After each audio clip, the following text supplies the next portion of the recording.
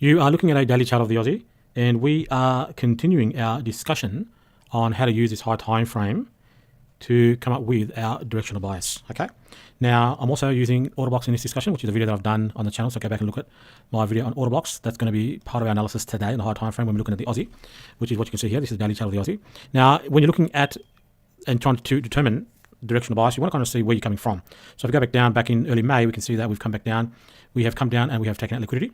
Okay, and then we've had this turnaround coming back down to an area that previously required some balancing due to its inefficiency. So this down candle has now been fully traded through. Okay, and this move down has come into not quite the 50% of that inefficiency there, but this is essentially now a balanced market or price range, I should say.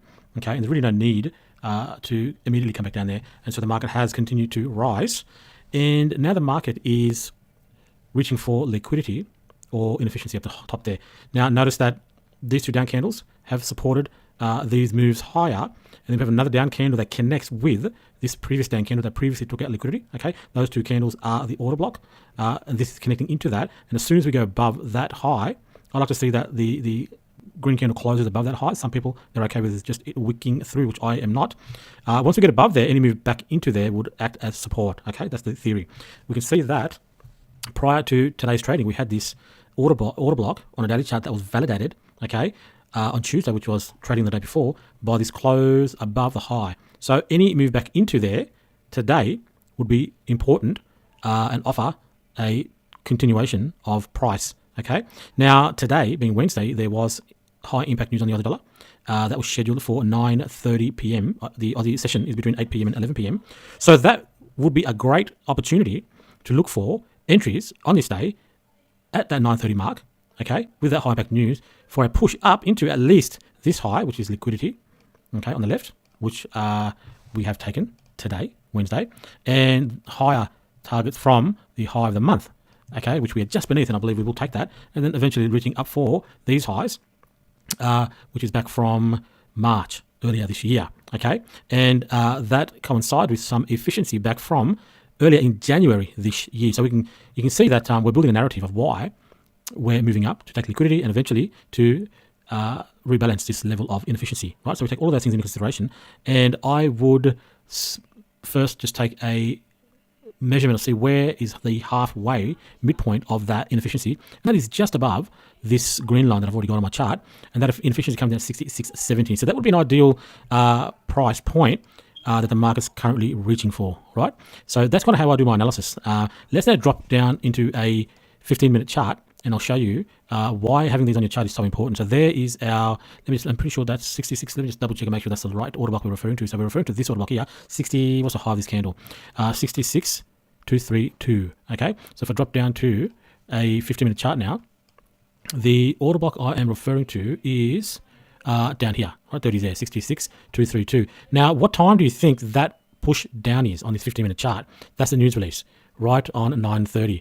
And where do you see that coming into? That's coming down into the daily bullish order block. A great place to expect a turning point from that move down to continue in the direction of the higher time frame. Okay, and that's where these institutions are getting in, right? So anything before that is essentially a false, and that is where you want to look for your setups. Okay, so that is by no means a surprise because we already have established directional bias, right, heading up into this efficiency. We already have established the well, I should say we've already established the narrative of why the market is heading up there, okay, and now we have already established the directional bias and the reasons for that, and we've identified a level of where the market should be supporting on this day, and we've established that on this day the market makers will be injecting volatility because it's a high impact news day, and you can check that on Folks Factory's calendar. You'll see that on this day, 14th of May 2024 at 9:30 p.m, which is in that Asia session, there was a high impact news release scheduled. You have all that information in advance. You have the daily order block in advance. You know there's news coming out at this time on this day in advance,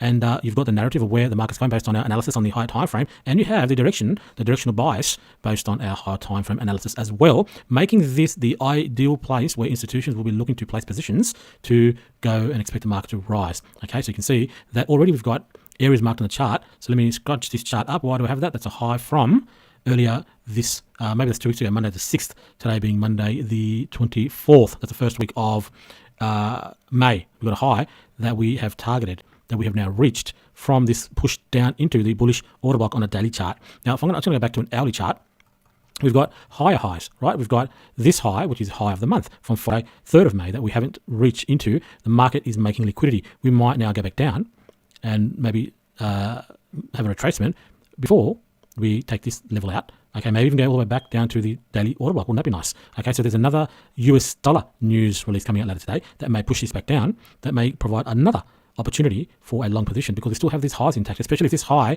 is left intact, then that will be ideal if we do get a push back down to look for where institutions might be getting in again for that push high that may even push us further up into the ultimate target, which is this level of inefficiency up around that 66.70 mark. Okay, so that's how I do my analysis on the daily chart.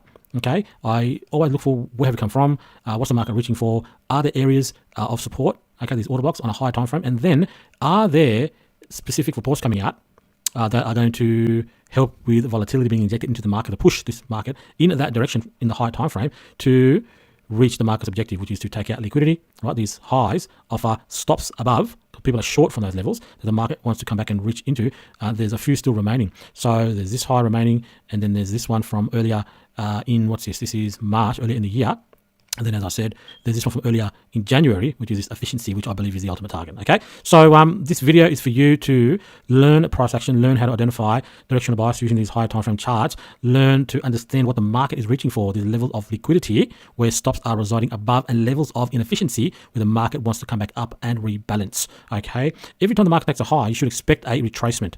Okay, so we've taken this key high here, we may get a retracement. Okay, and we may get a retracement back to the current daily order block, which should act as support on this retracement, or we might just retrace down 50% of this up move candle. Okay, there's more news releases later today in the US session, so monitor this so you can learn how price behaves on those times, and where does price come back down into, and how does price behave when it comes back down into those levels, especially when it leaves, it gets very close to a previous high, like as it's done right now. We're very close to a previous high. If it leaves that intact and goes down, then watch the market so you can learn, does it tap back into a previous level of support on a news release to stop out existing longs that may have entered on that move down to that bullish order block. Okay, we'll jump down into a lower time frame to see that.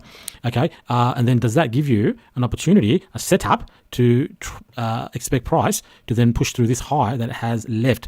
Okay, if it does indeed leave that and retraces. Okay, so yeah, watch the market, learn to understand how you can forecast future price movement based on current and historical price action behavior. Okay, so I will now talk with you in a future video.